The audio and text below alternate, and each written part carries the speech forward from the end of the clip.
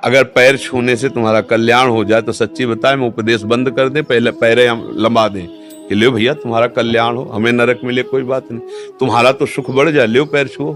ना पैर छूने से होगी ना हाथ रखने से होगी, ये बात बनेगी तुम्हारे अच्छे आचरण से और भगवान के भजन से। तुम गंदे आचरण करो तो चाहे जितना पैर छू कुछ तुम्हारा नहीं होने वाला। दुनिया का के चलतों को गिराना,